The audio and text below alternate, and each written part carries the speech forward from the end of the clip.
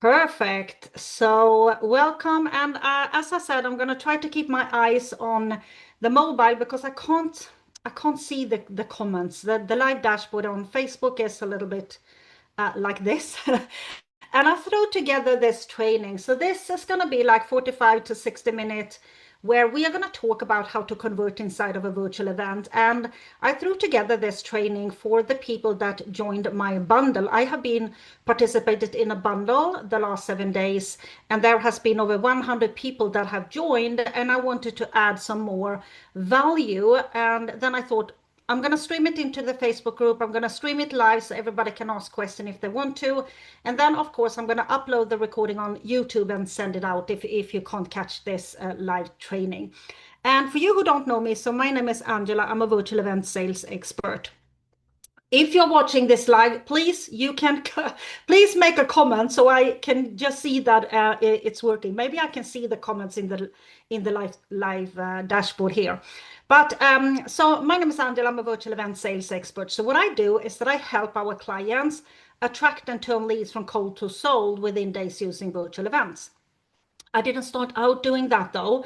So back in 2017, I launched my first fitness business online. So actually next year, I celebrate 10 years online, running online business. But it was in the health and wellness industry because I was working as a truck driver full time and I was living in the truck. And in the weekend, I worked as a personal trainer in a local gym. And when I launched my first fitness business online, that was the reason I couldn't launch anything that had to do with the tracking, but I wanted another lifestyle. So I saw these people, the online space was perfect, and I can see the comments. Thank you, Courtney. Thank you, Peter.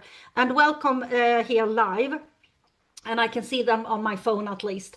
So if any questions comes up, just shoot them in the comment section.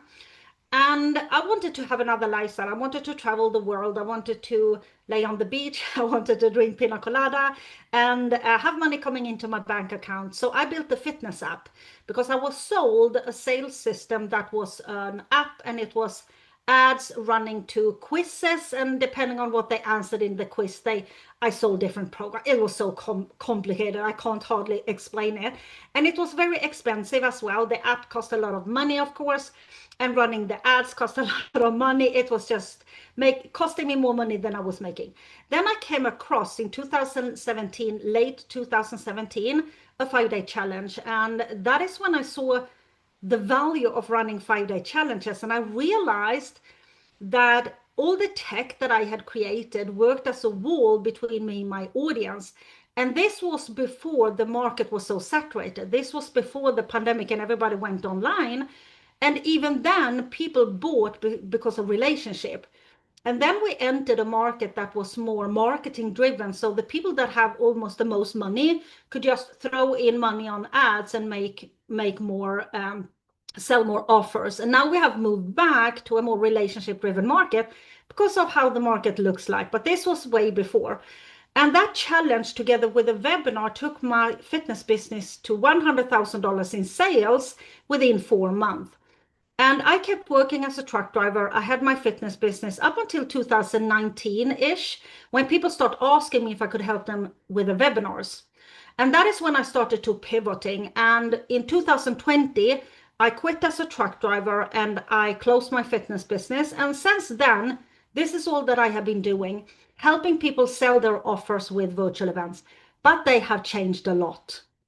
They have changed due to the saturation of people, of course, but also information. The accessibility of information out there is huge. I mean, you can just go into ChatGPT and ask, and you have actually everything almost that you need, which means that these type of events that we run in 2019, that was a lot of teaching, doesn't convert anymore. And a lot of people that try virtual events in masterclasses, challenges, webinars, workshops, those any type of virtual events to sell, they find themselves feeling they overteach, and they think they overteach so that people don't need to buy, or they feel they get the wrong people, or they get no people. Right?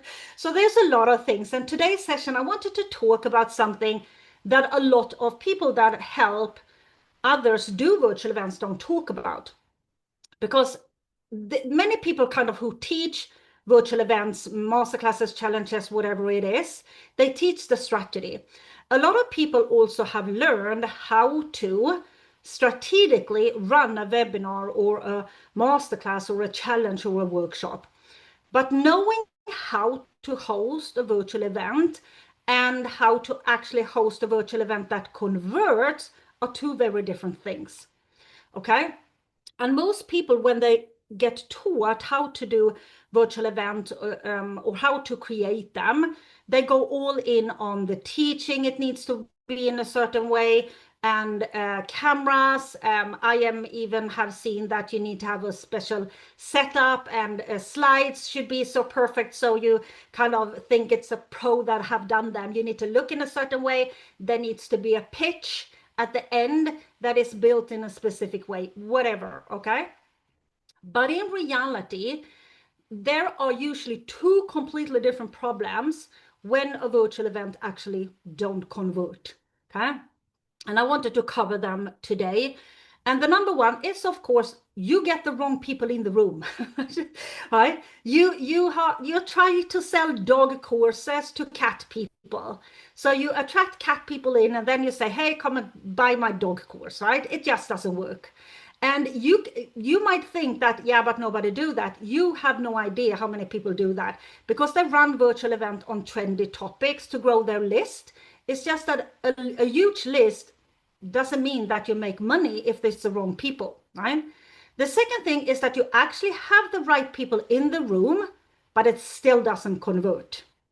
And those two are very two kind of different situations and needs to be fixed in two different way, but at the same time, they have the same core. And that is what I really wanted to talk about today. So I'm going to walk you through what you actually need to what actually needs to happen inside of the room to actually make people make a decision. Okay. So number one that I wanted to talk about is, of course, getting the right people into the room, because it starts actually outside of the room. So I usually call it the runway. This is the runway where you do lead generation and where you kind of boost your visibility and you go out and invite people into your virtual event. That is when the problem starts to happening. This is how you get the wrong people into the room, or you get the right people, which is the goal, okay? But if the wrong people are in the room, the event will not convert. It doesn't matter how good you are at teaching. It doesn't matter what camera you have. It doesn't matter what lighting you have or how you look like. It still will not convert, even with the best offer, right? Because cat people will not buy a dog course. That is just how it is, okay?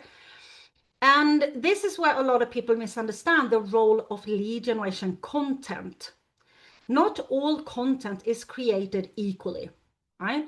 You have content that I usually call brand building content and lead generation content. And those have different roles on the market. So ordinary content that is going to build your brand, it grows your following, for an example, it increases your visibility for a broader audience, it reaches new people, it builds trust for you and your brand. It's all the content that you push out there. But when you then go into doing lead generation for your virtual event, let's say we run a masterclass and we're going to do lead generation for that masterclass, the content needs to shift, okay? Because lead generation content is designed to get the right people taking action. Because your virtual event is not general. Your virtual event has a specific topic, it has a specific title, it has a specific promise, and a specific offer at the end of it. So, I mean, I could run a virtual event helping people how to fill your room with the right people. Then the content that I push out there needs to trigger those people that wants to fill the event with the right people. So I don't end up inviting people that is completely off whatever I'm teaching or what I'm selling. Which means the goal number one is not to get everyone in the room. It's to get people in the room that are very close to making a decision. Okay? People who are aware of the problem, people who are already thinking about solving this problem, and people who are standing almost at the gate of making a decision. The rest, they will still follow. So you don't need to focus on the rest. We don't need to focus on people that might, yeah, I might think I need to learn how to generate leads, but I'm not sure. Because they are still gonna come, right? But we want to attract people in that are very, very close to a decision.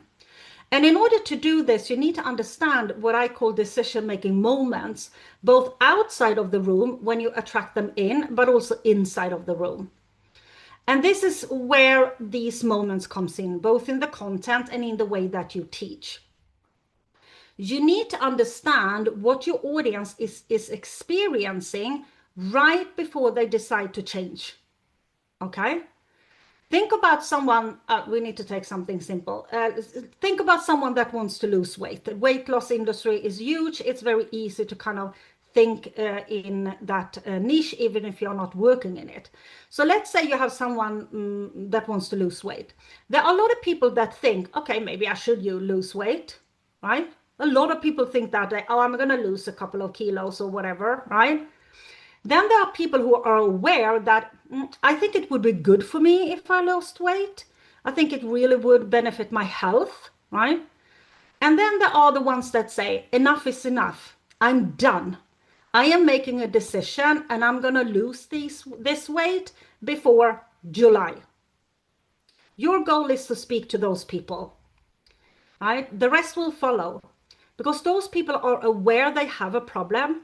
They're already thinking about solving it. They already understand the importance of solving this problem and they are ready to move. And that is the difference. And the way we do this is what I call decision-making content, both outside in the content when we attract people in lead generation, but also when we teach inside of the content that you teach to your audience inside of the masterclass that we are now hosting, okay? Decision-making content speaks to real life situations. It's not broad. It's not broad statements. So instead of saying something broad like, do you feel invisible at networking events? That is broad. And a lot of people are going to say, yeah, you know, but they are not close to making a decision to get the problem solved and get more visible. They just say, yeah, you know, they might think, yeah, sometimes, yeah, I might feel that. That is very different if I would say, like, have you ever walked into a networking event, looked around, and it feels like everyone else is getting attention while you are standing there wondering how to even start a conversation? You see those two different things. That is a real life scenario that people can put themselves in. You can almost think about it as storytelling. You put their mind into that situation so they feel something. So instead of saying, do you feel invisible? You say, have you ever walked, and you describe a real life scenario that is happening for those people. All of a sudden they can see themselves in that situation. That is decision-making moments.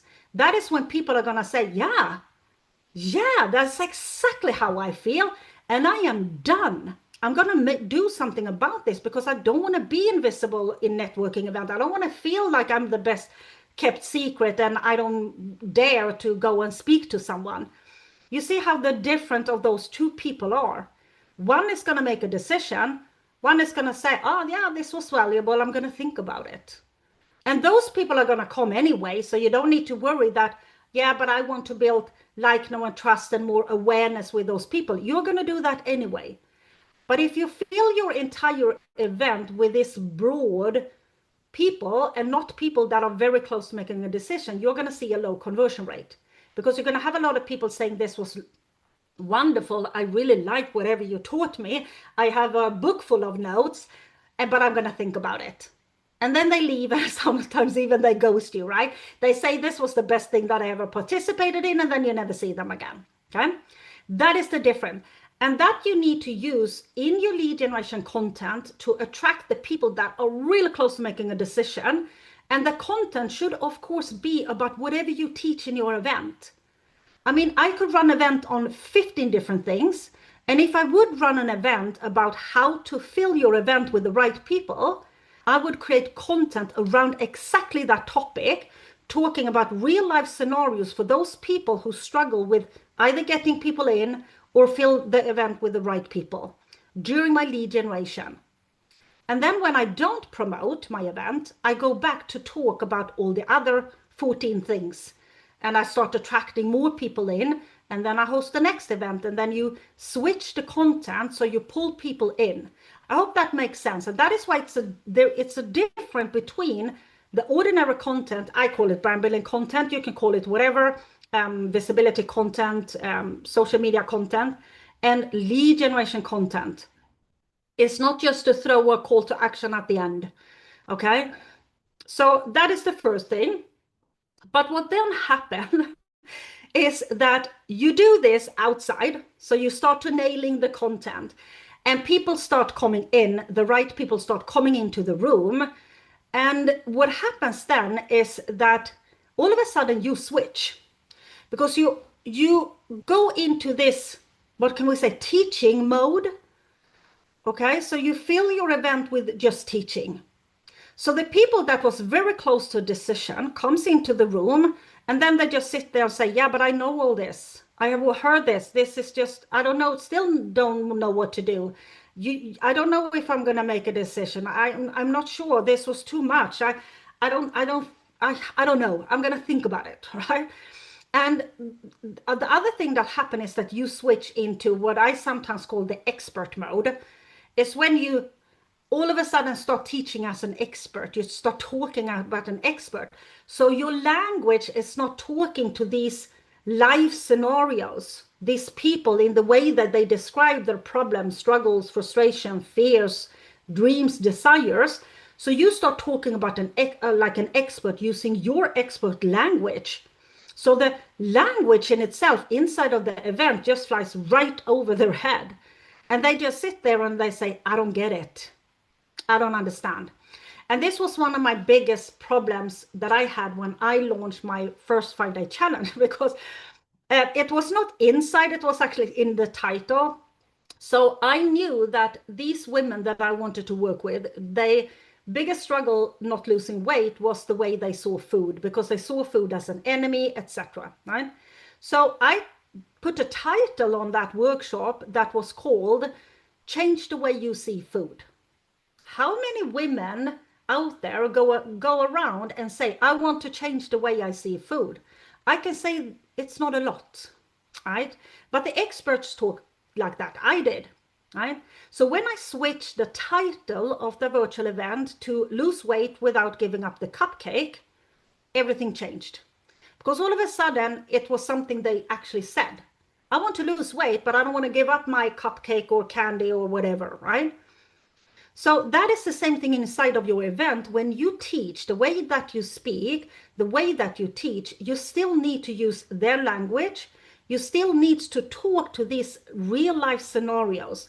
And that is the difference with teaching and decision-making content. You still are going to need to teach, because that is, of course, how we show our expertise, right? And so you're still going to teach, but you need to teach in their language, but also you need to talk to their life scenarios, exactly how they describe it, like I did with the networking event. So if I would host a workshop around networking event, now it's not my expertise, but I would talk directly to that moment. And now we're going to talk about how you're going to start that conversation. You know, the conversation that you are so afraid of.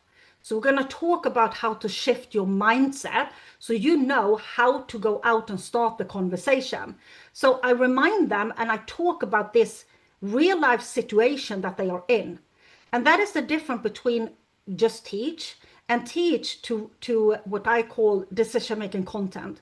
Content that actually triggers decision in the people that are very close to it. So I hope that makes sense, because if you fill your event with just teaching, you're going to lose the people that are close to a decision. People are going to feel very overwhelmed. We're going to talk about how not to overwhelm your audience as well. But if you don't talk directly to the moment people are right before they make a decision, you will lose them. Somewhere in the content, they're going to feel like, yeah, this was good, but I don't know what to do next. It was amazing, but I'm not sure. And that is what's going to happen. And that is why you see low conversion. So less kind of teaching and more looking into how can I describe a real scenario to my audience when I teach. So I hope that kind of makes sense. It would be like me saying, you know, when you're out, you post 7 days per week, you do 2, 3 posts per day, and you have no signups. There is absolutely zero registration for your audience. And a lot of people are going to say, yeah, I did that last week, right? So you need to be able, and then I could talk about this is how we're going to fix it. And then move on in the content. But you need to put that content in these live scenarios. And then when I talk about this, a lot of people get scared because they think that what if I overteach, right? And I give away so much, so people are not going to buy. And that is the biggest fear, I would say, when I talk about running virtual events, is that, yeah, but how do I not teach so much so people don't need to buy? That is never going to happen, okay? Because you can absolutely not give away too much value for free, because the real transformation happens in your offer. You cannot change people's lives for free. It's totally impossible. If that was possible, everyone out there would have the result that they wanted, because there is enough free information out there on ChatGPT, on all this other AI stuff, or in books, in free courses, on YouTube, that you would have the result. They wouldn't be in your event, right? So it's not possible, but it's a fine line to walk on, to give away too much so you overwhelm your audience, but give away enough so they can make a decision. Because you still need to teach so they understand you know your shit. Because if you don't teach, it's going to be a pitch fest or a brag fest. You're going to talk about yourself, or you're going to pitch, and nobody wants to be in those webinars, right? I call them brag fests and I call them pitch fests, right? So you need to teach in order for people to understand you know what you're talking about, because there's a lot of experts out there that talk about a lot of things, and you need to teach. So it's a fine line to walk on, to give away enough so they understand you are an expert, you know what you're talking about, I'm going to trust you in your expertise. Then give away so much so you overwhelm an audience. Okay. And it's a fine line, and you will see that you will give away so much so you overwhelm the audience, and you are going to feel it. I can promise you're going to feel it inside here, and people are going to leave with a book full of notes, and they are not going to do anything with it because they don't know. What am I going to do? I have so much value here, but I have no idea how to do anything with this content that you taught me. And they get overwhelmed, and those people usually say, I need to think about it. Or they say, this was so valuable, it was amazing, I'm going to think about it, I'm going to take what you learned, I'm going to try to implement myself. That has nothing to do with you. It has not to do that you taught too much so they don't need your program. It has to do with they are overwhelmed, because they're already overwhelmed when they join your webinar. People are so overwhelmed today that it's crazy. Just look online. The noise, the massive amount of information is huge.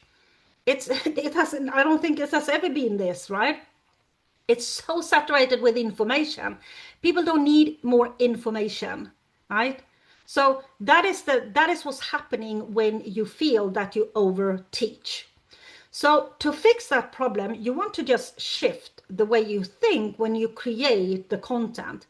So instead of thinking, how can I teach more how stuff, how to do this or how to do that, you switch that and think, why?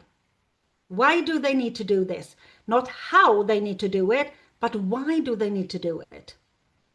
Okay, so you can think about it. Why, for an example, why the things they have tried didn't work. It's a why, right? Not a how. It's a why. Why this didn't work for them. I have talked a little bit about today about too broad lead generation content, or content that doesn't have a talk to real life scenarios, right? It's a why, not a how, right? So why didn't the things that they have tried didn't work? What is the reason for this? Why the current approach is broken? What they are doing now isn't working. The reason why it's not working and why a different method is better, and it's your method, of course, right? It's your solution that is the best one, because you need to believe in your own solution more than everybody else. It's your solution. So why a different solution or a method is way better than the things they're running around doing today, and why they need to actually change. And why now is the last thing. So instead of thinking, how am I going to teach people how to do this? I'm going to teach them why they need to do it. So it's just a simple rewriting of the content that you have. So instead of me telling you how to generate leads, because that is, I could teach 15 strategies, right? I talk about why it's so important that you generate the right leads, and why my solution is the best solution, and why the things you have tried to generate leads before didn't work, and what you need to do instead. And here is my solution, and that is way superior. And then I move into why do you need to do it now? And it's the same content. It's just the way that you teach it is going to look different. And that way of teaching doesn't overwhelm, but because it creates awareness, and it creates a mindset shift, and it creates belief shifts. And they're going to sit there and say, yeah, that is why it didn't work. That is why I'm running around doing all this crazy stuff that I'm doing. This is what I need instead. Right? And that has nothing to do with you adding a lot of how-to stuff that is already accessible out there, because they already have the how-to. They don't need more of that. They can ask ChatGPT about that. That is taught inside your programs. That is where you lead them through all the how that they need in order to get the result. But you don't need to teach more of it. So teach less and focus, just shift why they need to do it instead of how they do it. And so just that little shift, okay? And of course, when it comes to the offer, the program that you sell, of course, the content needs to lead into that. But I feel that is too much to talk about today, so I'm going to leave that for the next session next week, the same time. We're going to focus more on the offer, because it's important to understand what an event actually is. Right? Because a virtual event doesn't matter if it's a workshop, masterclass, challenge, whatever it is that you are running. It is a bridge between your audience over here and your offer. Right? That is why it's specific. That is why I started this by saying your virtual event is not something broad. It's very specific, because it's a build between these people that struggle with this problem, that wants this result, into your offer. That's why we don't run events that have no meaning behind them. You can absolutely run events to grow your list, and like this one that I, for example, run today, where there is no offer, it's just a value-based teaching. But that is not what we talk about. I talk about events that converge, that sell a specific offer, right? And that virtual event needs to bridge the virtual event needs to bridge into that offer. But we're going to talk about the offer the next week. But what I want to kind of make sure that you understand is that when people come and say you need a perfect kind of pitch or whatever, when people enter into your program or you share about your program, you want the audience to sit and think, of course, this is the next step. It's so logic, right? Because I can see a lot of people running virtual events around trendy topic. I could run a virtual event, for an example, around, I'm not sure if the internet is, I can see it's a little, how do you say it? It stops a little on Facebook, but I'm going to send out the recording if the live doesn't follow. So you want them to think about, yes, of course, this is the next step, because I could run an event about how to use AI to fill your virtual event. I don't know if that is possible, but it would be trendy, right? So people would probably sign up, but it would make no sense into the offer, because it doesn't bridge into any offers that I have, because I don't teach it. I don't even know how to do it, but it would be trendy, so I would generate a lot of leads. But that is not what we kind of think about. So when you design your virtual event content, you want to think about, What do they need to understand in order to purchase my offer? What beliefs do they need to shift? What do they need to believe about themselves in order to purchase my offer? What realizations needs to happen throughout the virtual event so they say, this is what I need.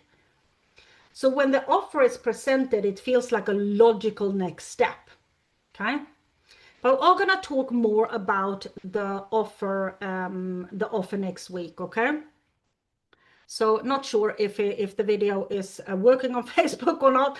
I can't see it, so I just see it on the phone. And the last thing that I wanted to talk a little bit about today, we have already touched that in this, and that is what beliefs do they need to shift in order to say yes, right? And one of the most important part is to shift beliefs in your audience. You need to transfer belief from you to your audience, because sales is not about convincing people. It's about helping people see things in a different way, right? Understanding why what they did in the past didn't work and what they need to do instead, to make them understand that there is a different way to do it, and to make them understand that the problem is solvable. There is a solution, even if they tried and failed. There is still a solution to their problems, and believe that they are capable of solving it. Because a lot of reason why people don't purchase is they don't believe in themselves. They might believe in your offer. They might say, yeah, or your offer, it's what I need, but I am not sure that I can do it because I have bought a lot of things and I didn't follow up with it, or I have tried and I have failed. So you need to shift that belief in your audience inside of the content. So don't forget that. And I know that this is a lot to kind of take in, but you can just think about, how can I move my belief from myself, because you believe in your offer, you believe in your solution, you believe in understanding what they did in the past, what they need to do instead. You have all the belief. You need to transfer that to your audience. Okay. And also, that what we're going to kind of talk about next week is about sales and the invitation, of course. So that is the last part of the event. So if we do a little bit of a recap, we have talked about outside. Everything starts outside. We have talked about understanding real life scenarios that your dream client that are very close to decision actually live through. Okay, we talked about that. And you're going to use that way of speaking inside of the lead generation content to really pull in the people that are very close to making a decision. The other ones will follow. Okay, everybody's going to come in, but you really want to make sure that you trigger those activations in your audience, and they say, whoa, that is me. I can see myself. That's me. I need this, because I'm so close to making a decision. You pull them in. Then you make sure that you continue the same language inside of the virtual event that you did outside of the virtual event. Okay, so you don't go into this expert teaching mode. You speak their language in the way that they speak. Okay, you shift from teaching the how to you're going to teach how, but you teach it in a way that explain them why. Right? Why they need to do this. You speak directly to the decision-making moments where they are very close to this decision. The way that you teach should always focus around their decision-making moments. Okay. And that leads us to kind of into the offer, the sales. And I think I'm going to talk about that the next week, because the last thing that you want to also think about here is to shift beliefs in your audience. Transfer your belief from yourself into the audience. Okay. Share with them what they did in the past didn't work. Paint the picture so they can actually see themselves in the future. And all of this is, of course, created in different type of storytelling, right? You describe how the reality would actually look like. You describe their identity when they when they got the result that they want. Who are they? What shifted? So you paint their picture so they can see themselves in the future having the result that they actually want. And this is how you switch from a teaching event that just get people a lot of information that is valuable. I'm not saying that, but they're going to leave saying, this was so valuable. Thank you so much. I'm going to think about it. And then they ghost you because they're not even close to making a decision, or you gave so much that they are so overwhelmed that they can't make a decision because you taught too much how to content. Okay. So I'm going to continue this next week, and I hope the internet is a little more stable. I'm not sure how it looks on Facebook, but in my phone, it looks very unstable. So I hope it's going to be a little more stable for next week. And then I wanted to talk about how you now make an offer, because sales is energy, first of all. And sales is not a pitch. Sales is an invitation. You have been selling from the moment you start speaking. You just didn't realize it. And we're going to talk more about the offer. Going to talk about the market gap that the offer needs to close, and how to position your offer so you can build a bridge that is your virtual event from where your audience are today with their struggles, problems, frustration, fears, dreams, desires, whatever that is, into the offer. So you can build the perfect bridge. So we don't end up with a bridge that leads out of nowhere. Right? Because no one is going to purchase an offer that is not aligned with the people that have entered the virtual event. So I hope this was valuable. I kept it for 40 minutes, so that was good. I usually overdo the time, but I don't, of course, want to overwhelm you. I will send out this recording. I'm going to upload it from Zoom, of course, to YouTube, because I have no idea how the Facebook is going there. And I'm going to send it the link out so everyone can watch this replay.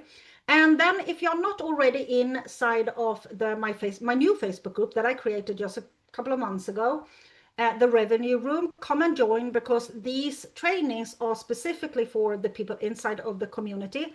So I stream only into the group, and then I send out the recording to the people that are in the group. So come and join if you want to be part of the live training. And next week, it's the same time. It's I don't think we have changed the clock, so I think it's 1 p.m. Eastern daytime, and that is 6 p.m. Central European time next week on Tuesday. So I hope to see you then. And then we're going to talk about sales. We're going to talk about offer.